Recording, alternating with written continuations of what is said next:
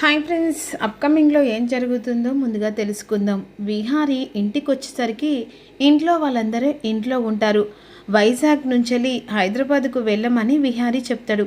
కానీ వాళ్ళు మాత్రం నువ్వు ఎక్కడ ఉంటే మేము కూడా అక్కడే ఉంటాంరా అనే విధంగా యమున అంటుంది. ఎందుకంటే ఇది మా అన్నయ్య జ్ఞాపకం రా, అలానే దీన్ని దూరం చేసుకొని అక్కడ మేము ఉండగలగమా? ఉండలేం కదా. నేను ఇక్కడ వదిలిపెట్టి మేము మళ్ళీ హైదరాబాద్కు వెళ్ళి ఏం చేస్తాం బావా? నువ్వు ఏ కళ అయితే నెరవేర్చుకోవాలి అనుకుంటున్నావో ఆ కళ కూడా మాది. మేము కూడా ఇక్కడే ఉంటాం బావా అని చెప్పేసి సహస్ర అంటుంది. అవును డాడీ, అమ్మ చెప్పేది నిజమే. అయినా నాని కూడా ఓకే అంది కదా, అలాగే పద్దు కూడా ఓకే అంది.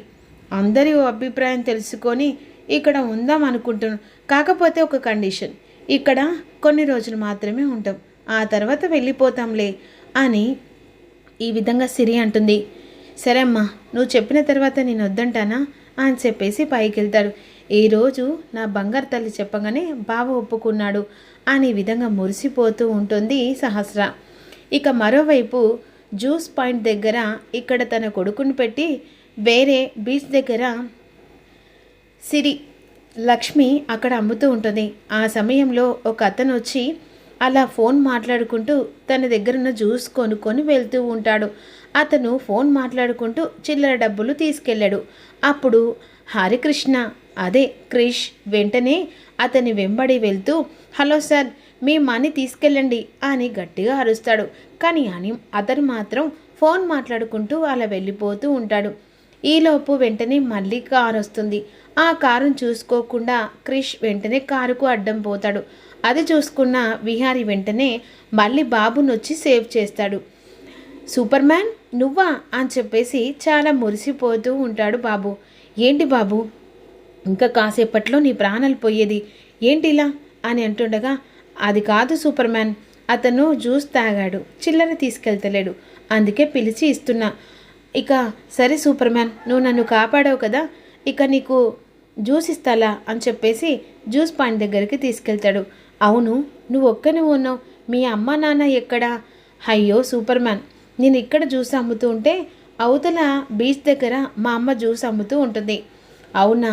అవును, మీ అమ్మ ఒక్కతేనా, మీ నాన్న ఏం చేస్తాడు అని విహారీ అడుగుతుండగా అప్పుడు వెంటనే క్రిష్ తలదించుకొని బాధపడుతూ ఉంటాడు. ఏమైంది నాన్న, నువ్వు చాలా మంచోడివి అనే విధంగా బాబును పొగుడుతూ ఉంటాడు. అసలు నిన్ను చూస్తూ ఉంటే నాకు నేను చూసుకున్నట్టుగా అనిపిస్తూ ఉంటుంది సూపర్ మ్యాన్. నిన్ను చూస్తూ ఉంటే ఏదో తెలియని బంధం అలా మన ఇద్దరిని కలుపుతున్నదేమో అని అనిపిస్తూ ఉంటుంది. సరే ఇదంతా కాదు కానీ మీ నాన్న ఎక్కడున్నాడు? సూపర్ మ్యాన్, సారీ, నాకు నాన్న లేడు. చనిపోయాడా? లేదు సూపర్ మ్యాన్, నాన్న చనిపోలేడు. చిన్నప్పటి నుంచి అమ్మ దగ్గరే ఉన్నాను. అమ్మ చాలా కష్టపడుతుంది నా చదువు కోసం అలా అని చెప్పేసి ఇక అమ్మ నాన్న గురించి అడిగినప్పుడల్లా మాట తూలేస్తూ ఉంటుంది. అప్పుడు మమ్మీని అంటే అమ్మను బాధ పెట్టి నాన్న గురించి అడగడం ఇక నాకు ఇష్టం లేదు. కానీ ఒకటి చెప్తున్నాను సూపర్ మ్యాన్, మా అమ్మ నాకు మా నాన్న అమ్మ కంటే ఎక్కువ, అంతలన్నా ఇష్టపడుతుంది అనే విధంగా లక్ష్మి గురించి క్రిష్ చెప్తూ ఉంటాడు సూపర్ మ్యాన్కి, అదే విహారికి. ఇక ఇది ఇలా ఉండగా అక్కడ బీచ్ దగ్గర జ్యూస్ అమ్ముతుండగా ఇక్కడ వెంటనే క్రిష్ పక్కన ఉన్న కొంతమంది చూసి అయ్యో ఇక లక్ష్మి బిడ్డ కదా అని చెప్పేసి వెంటనే గాబరగా వెళ్ళి అయ్యో నువ్వు ఇక్కడ ఉన్నావా, ఒక్క నిమిషంలో నీ కొడుకు ప్రాణాలు పోయేది, ఆఖరి నిమిషంలో ఒక అతను వచ్చి కాపాడనేసరికి లక్ష్మి గాబరగా అక్కడి నుంచి వచ్చేసరికి ఇక్కడ వెంటనే క్రిష్ విహారితో మాట్లాడుతూ ఉంటాడు. ఆ సమయంలో విహారి బాబును పొగుడుతూ ఉండగా లక్ష్మి ఎవరితో మాట్లాడుతున్నాడు అని చెప్పేసి విధంగా ఇక అతని దగ్గరికి వస్తూ ఉంటుంది. సరే క్రిష్, ఇక నేను వెళ్ళొస్తాను అని చెప్పేసి అలా ఒక్క టర్నింగ్తో ఒక్క కాలు ముందడిగేసి విహారి వెళ్తుండగా వెంటనే లక్ష్మి బాబు దగ్గరికి వస్తుంది. ఒరే నాన్న, నీకేం కాలేదు కదా అనేసరికి ఈలోపు మళ్ళీ విహారి కారు ఎక్కి అక్కడి నుంచి వెళ్ళిపోతాడు. ఏం కాలేదమ్మా, ఈరోజు సూపర్ మ్యాన్ వచ్చి మళ్ళీ కాపాడాడు అని ఈ విధంగా అంటుండగా ఏంటి సూపర్ మ్యానా? ఆ రోజు నన్ను మళ్ళీ కాపాడి ఈరోజు మళ్ళీ వచ్చి సూపర్ మ్యాన్ కాపాడాడు.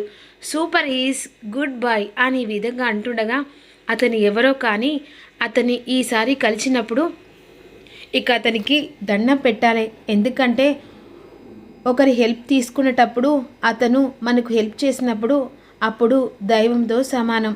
అలాంటి వాళ్ళ మేలు గురించి ఆలోచించాలి. ఒకవేళ వాళ్ళు ఏదైనా పరిస్థితిలో ఉన్నా మనం చేసిన మేలు మర్చిపోకూడదు. అమ్మ అతన్ని చూస్తూ ఉంటే ఏదో తెలియని బంధం ఫీలింగ్ కనబడుతూ ఉంటుంది. కొన్ని బంధాలు అలాగే ఉంటాయి నాన్న. వాళ్ళు ఎవరో తెలియదు కానీ ఒక్కొక్కసారి మనకు మాత్రం అలా దగ్గరవుతూ ఉంటారు. కానీ ఇక నుంచి నువ్వు జాగ్రత్త. సరే అమ్మా, అయినా నువ్వు చదువుకోమ్మా అన్నా కదా, కానీ నువ్వు ఒక్కదానివి కష్టపడడం నాకు ఇష్టం లేదు కదమ్మా. సరే రేపొద్దున్నే స్కూల్కి వెళ్ళాలి కదా, బుక్స్ అన్నీ తీసుకున్నాను, రేపొద్దున్నే నేను స్కూల్లో జాయిన్ చేస్తాను. అమ్మా అంత పెద్ద స్కూల్లో వద్దమ్మా, అంత ఫీజు కట్టగలవా? చెప్తున్నాను కదా, నువ్వు మకుటం లేని మహారాజులా నిన్ను చదివిపిస్తాను. కష్టపడైనా సరే రాత్రి పగలు, కానీ నువ్వు ఒక స్థాయికి చెందాలి. ఆ పేరు నాకు రావాలి నాన్న అని విధంగా ముద్దాడుతూ ఉంటుంది తన కొడుకును. ఈలోపు వెంటనే సిరి విహారి దగ్గరికి వెళ్తుంది. నాన్న ఏంటమ్మా? ఏం లేదు నాన్న, రేపు పొద్దున్న నన్ను స్కూల్లో జాయిన్ చేయించాలి. అంతేకాదు అక్కడి నుంచి ఇక్కడికి వచ్చాం కదా, మళ్ళా స్టడీ ఇక్కడ ఆగిపోతే బాగుండదు కదా. సరే రేపొద్దున నేనే నిన్ను స్కూల్లో మాట్లాడి జాయిన్ చేసి వస్తాను. కానీ నాన్న ఒకటి చెప్పనా, ఆ స్కూలు నాకు బాగా నచ్చాలి. అక్కడ నాకంటూ ఒక బెస్ట్ ఫ్రెండ్ కావాలి. అది కూడా నీ మంచితనంతో నీకు దగ్గర అవుతుంది. ఏంటి బావా? కూతురును తండ్రి తెగ మాట్లాడుకుంటున్నారు అని విధంగా సహస్రం వస్తుంది. ఏం లేదు అని చెప్పేసి బెడ్ మించెలి లేస్తాడు. ఇక అమ్మ సిరి, ఇక నిన్ను హాస్టల్లో వేయాలనుకుంటున్నాను అని ఈ విధంగా అంటుంది. ఏంటి హాస్టల్లోనా? ఎందుకమ్మా? మరి ఇక్కడ స్కూలు కరెక్ట్గా ఉండేట, అదే హాస్టల్ అయితే నువ్వు హ్యాపీగా టెన్షన్ లేకుండా హ్యాపీగా చదువుకోవచ్చు. అయినా తను చిన్నపిల్ల, ఇప్పుడు హాస్టల్ అవసరం లేదు సహస్రా అని విహారి అంటాడు.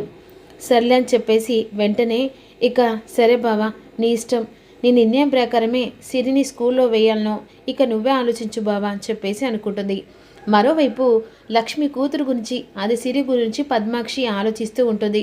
ఇన్ని సంవత్సరాలు అవుతుంది కానీ అది ఎక్కడుందో తెలియదు. కానీ దాని కూతురు మాత్రం దాని ఆనవాళ్లతో ఈ ఇంట్లో పెరుగుతూ ఉంది అని చెప్పేసి ఈ విధంగా అనుకుంటూ ఉంటారు.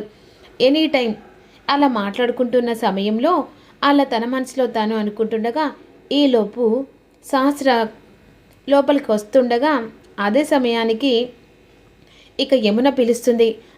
వస్తున్నాను అత్తయ్య. ఏంటత్తయ్య? ఏం లేదమ్మా, ఇక విహారికి అన్నీ నచ్చిన ఐటమ్స్ చేస్తాను.